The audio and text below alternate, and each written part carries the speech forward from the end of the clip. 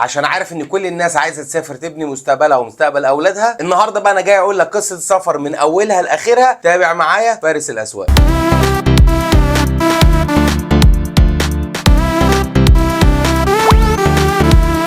انا مهما كانت جنسيتي ومهما الدوله اللي انا عايز اسافرها، عشان تخش اي بلد لازم تاشيرتها تبقى على الباسبور بتاعك. التاشيرات هل هي تاشيره واحده تدخلني اي بلد، ولا كل بلد لها تاشيره؟ وايه انواع التاشيرات؟ هو النهارده هنتكلم في الموضوع ده بتفاصيل واضحه. في نوع من التاشيرات، وده اول تاشيره هيبقى النهارده، هو تاشيره العمل. مكان في دوله ما عايز موظف من دوله اخرى يقدر يشتغل عنده بمهام وظيفيه واضحه حسب احتياج الشركه ليه. نمره 2 هي تاشيره الدراسه. اول حاجه بعملها ان انا بخاطب المكان اللي انا عايز اروح ادرس فيه، اذا كانت مدرسه، اذا كانت جامعه، اذا كان كورس في مركز معين. بعد التواصل معاه بيبدا يقول لي مثلا المحتوى الدراسي اللي عنده، بختار المحتوى الدراسي، بعرف الاسعار وثمن الدراسه عندهم. ببدا اول حاجه بدفع لهم جزء من الدراسه وحسب سياسه كل مكان. بعد ما بدفع الفلوس بيبدا هو يبعت لي الورق اللي انا اقدر بناء عنه اطلع تاشيره الدراسه من القنصليه تابع للدوله اللي انا هروح ادرس فيها. طلعت لي التاشيره، بحجز تذكره الطيران وبسافر. بتسافر اوروبا او تسافر امريكا او تسافر جنوب شرق اسيا حسب التخصص اللي انت عايز تسافر له. هل ممكن اطلع اعمل تاشيره دراسه عشان اشتغل؟ تقدر تعمل ده بناء عن الدراسه اللي انت هتبقى فيها وبناء عن قوانين الدوله اللي انت هتروحها. بتديك تصريح عمل تقدر تشتغل ساعتين في اليوم، او ممكن دول اخرى بتديك عدد ساعات في الاسبوع بتشتغله، وده بالشكل القانوني. وفي ناس تانية بتقدر تشتغل كمان الساعات القانونيه والساعات غير قانونيه، وده ما بنصحش الناس بيه عشان ولو اتمسك في الدوله اكيد بيحصل له مشاكل قانونيه معاه. يبقى احنا كده عندنا اول حاجه تاشيره العمل ولسه ما اتكلمناش فيها انا فاكر. نمره 2 عندي تاشيره الدراسه واحنا اتكلمنا فيها. نمره 3 تاشيره السياحه. خدت تاشيره السياحه بناء عن اجراءات كلنا بنبقى عارفينها، اتش ار ليتر وخطاب البنك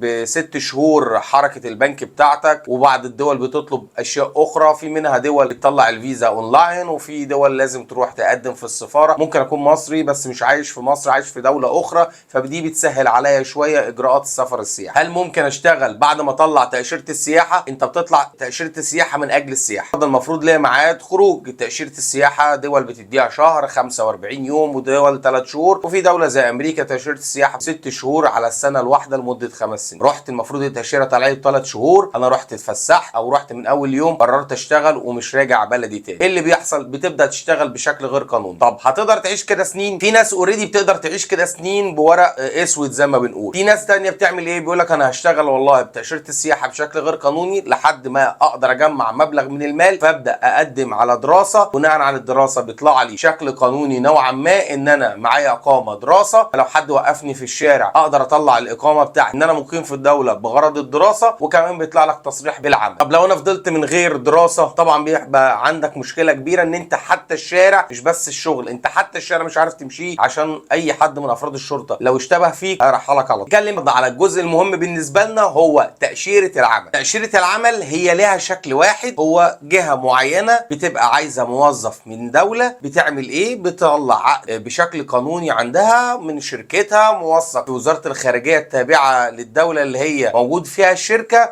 وترسلها للموظف اللي تم قبوله للوظيفه عشان بناء عن عقد العمل الموثق يقدر يطلع تاشيره العمل من دولته، وبعد كده يحجز طيران ويمشي. خلينا بقى نشرح الكلام ده بشكل مفصل خالص وقاعده كده بالراحه، عشان انا نفسي كل الناس تستوعب الامر ده. بقى عندنا اهلنا واصحابنا وناسنا عايشين في الخليج، بيتصل بيهم الناس، والله يا صاحبي عامل ايه، والله يا قريبي عامل ايه، والله يا اخويا عامل ايه، انا عايز اسافر. اول سؤال بنساله ولازم تبقى محضر نفسك، انت بتشتغل ايه؟ لازم لما اقول لك انت بتشتغل ايه تقول لي انا بشتغل كذا. ما ينفعش تيجي تقول لي والنبي يا صاحبي شوف لي اي حاجه. مفيش حاجه اسمها اي حاجه. لو انت شخص اي حاجه، طب ما صاحب الشغل يجيب اي حد. ليه هيجيبك؟ هنحسبها بلغه الارقام. ليه هروح اجيب مصري اي حاجه ياخد 2000 3000 ريال وانا ممكن اجيب هندي ب 700 800 ريال ولا 1000 ريال يعمل لي اي حاجه؟ ليه اجيب مصري اي حاجه هيجي يقول لي انا عايز اقعد بشكل معين وانام بشكل معين ومش عايز كثافه في المكان اللي نايم فيه، او شكل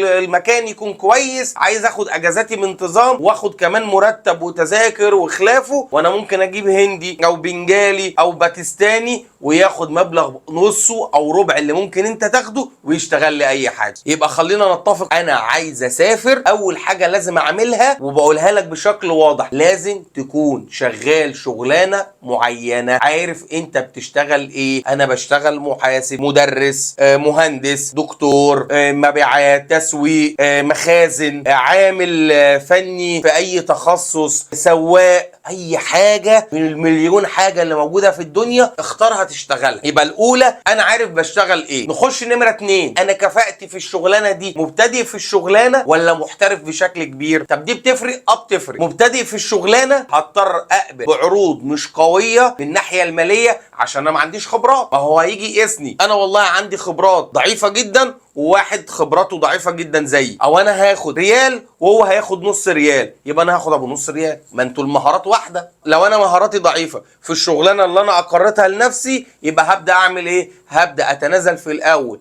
عن اجري بشكل كبير لحد ما اخد كفاءه. بعد ما اخد كفاءه هقدر بعد كده انقل من الشغل ده او انقل من الدوله، او هقدر اشوف اي عرض تاني يخليني اتحسن من الناحيه الماليه. طب انا والله قوي جدا وعندي خبرات، ساعتها بقى انت بتقدر يبقى عندك قوه ان انت تطلب رقم قوي بناء عن خبراتك، ولكن برضه ما بتطلبش رقم قوي كبير جدا بناء عن سعر السوق. الانسان زيه زي اي حاجه في السوق، قوتك ومهنتك، قدراتك ومهاراتك وخبرتك بناء عنها بتحدد سعرك، وهل انت مطلوب ولا لا. هل مهاراتي وقدراتي بيبقى قدامها بس تمني، ولا بيبقى قدامها ايه تاني؟ لا، كمان بيبقى قدامها الفرص اللي انت ممكن تحصل عليها. لو انا النهارده عندي قوه مهنيه ضعيفه، ممكن اروح 10 انترفيو تقبل في واحد. لما يكون مثلا خلاص قال لك المهنه اللي انا عايزها ممكن ادربه بس مقابل ده هياخد مبلغ بسيط، ده لا قوي وعندي مهارات وخبرات وسافرت قبل كده ده بيعمل ايه؟ بيخليك لما بتخش انترفيو 1 أو 2 أو 3 بتبقى اكسبتد على طول. ليه؟ انا اصلا قوي، اي حد يتمنى ان انا اكون موجود في الاستاف بتاعه. ده تعظيم مهاراتك وقدراتك العمليه تبقى بناء عنه بتخليك تتقبل في الشغل بسرعه. تعال احكي لك بقى ده الشركه من وجهه نظرها هي بتعمل ايه. بنقعد زي ما قلت لك، احنا شركة كبيرة او احنا شركة صغيرة او مؤسسة يعني فيها 2 3، بقعد بقرر ان انا عايز موظف. اول حاجة بفكر، بجيب ورقة وقلم، انا محتاج ايه؟ محتاج موظف يعمل لي كذا ومحتاج موظف يعمل لي كذا. انا حددت كده الموظفين اللي انا عايزه. الموظف ده اشهر بلد في النوع دوت مين؟ والله اشهر بلد في النوع دوت مثلا مصر، بس ده هيبقى ثمنه 2000 ريال. لو انا رحت جبته من الهند هروح اجيبه من الهند مثلا ب 1000 ريال، بس كفاءته هتبقى ضعيفه. ولكن انا ممكن اروح اجيبه من دوله عربيه تانية مثلا الاردن، بس ده هيكون تعليمه في مثلا في اوروبا، فده هيفيدني اكتر فتح الشغل. صاحب العمل لما بيجي يقرر يجيب موظف، هو ما بيقولكش يا الله مدد يا مصريين مدد، انا نازل مصر اجيب منها موظفين عشان دول جمال. لا، هو بيقعد يقرر. عندي حريه الاختيار، عندي 200 دوله في العالم اقدر اختار منهم اللي انا عايزه. يبقى انا بناء عنه بعمل ايه؟ بجيب ورقه وقلم واختار، اشوف اول حاجه انا هختار انهي دوله. طب الراجل قرر ينزل مصر عشان مثلا فيها مهارات او قدرات مثلا هو محتاجها في شغل. واوعى تفتكر حتى لو صديق ليك او حد من اهلك مرشحك، هو عشان مرشحك فانت هتروح وتتقبل. لا، ده ما بقاش فيه جمايل في الشغل، بيبص في الاول والاخر لمصلحتك. هخدمك في ايه؟ هخدمك ان انا اديك الاولويه، ان انا ممكن لو في عندك ضعف بسيط ممكن اتغاضى عنه عشان انا عارف ان انا هقوله لك قدام. ولكن لو انت ما تنفعش او لا تصلح او ما بتشتغلش الشغلانه دي مش هجيبك. انا عايز اسافر، عندي قنوات السفر المعروفه. اول حاجه مكاتب السفر الموثوقه اللي موجوده في مصر كلها. نمره 2، الانترنت دلوقتي ما خلاش انا اقعد اعمل سيرش على كل الشركات. عندنا موقع زي لينكد ان هو متخصص للموظفين، وعندنا كمان ويب سايتس كتير موجوده على جوجل تقدر تعمل سيرش. بخش على جوجل بتكتب كده الشكل البسيط انا نجار وعايز اسافر الخليج، يطلع لك وظائف كتير تقدر تقدم عليها مره واثنين وثلاثه واربعه وعشره لحد ما تروح انترفيو واثنين وثلاثه، فربنا يكرمك وتقبل بواحد. او شكل اخر، صديق ليا او قريب ليا يكون قدامه فرصه عمل فبيقول لي على الانترفيو فبيروح يقابلك، او بيبقى دلوقتي اغلبها بقى على الزوم ميت. شكل تاني، انا والله ممكن ابعت تاشيره لصديق ليا في مصر يجي بتاشيره عمل مثلا سائق خاص او بتاشيره لمؤسسه صغيره كده وهميه. جيت الدوله ايه اللي بيحصل؟ طبعا ببقى جاي على حسابي، بيبقى الاقامه بتاعتي فيها فتره ال3 شهور الاولى انا بناء عنه ببدا ادور في مكان واثنين وثلاثه وعشرة لحد ما بقدر اتعاقد معاه واقدر اكمل، وان شاء الله يطلع كويس، او لو قدر الله مش كويس بتقدر تنقل منه بعد كده وتقدر تخش الدوله وتعيش وتشتغل وتبدا مستقبل. الكلام ده كان موجود طول عمره؟ لا. شكل السفر زمان يا جماعه غير دلوقتي. زمان كانت الدنيا لسه بالذات في الدول الخليجيه لسه بتبدا بلادها بتحاول تنمي، ما عندهمش ناس من جوه بلدهم لسه عندهم القدرات الاداريه، بداوا يطلعوا بعثات بره عشان الناس تتطور وتتعلم في الثمانينات والتسعينات. ولكن في الفتره دي الناس دي ما كانش عندها الفكر الاستثماري وهو بيجيب موظفين، فعشان كده كان زمان ممكن انا ما بشتغلش حاجه، كلمت اخويا ولا قريبي جاب لي تاشيره، جيت اشتغلت شويه عامل شويه موظف شويه مش عارف ايه، تاجرت وقفت على رجلي الدنيا مشي. ما تعيش بنفس النظريه القديمه، الكلام ده خلاص كان زمان ولا ايامه. النهارده الناس كلها هنا حتى المواطنين جوه الدوله بقى عندهم الخبرات والدراسه اللي درسوها في اوروبا ولا في امريكا خلتهم بيشوفوا الموضوع الاقتصادي بشكل مختلف، بشكل احترافي. ده عايز موظف هديله قرش، الموظف ده فعلا يكون بروفيشنال، يكون انا فعلا محتاجه،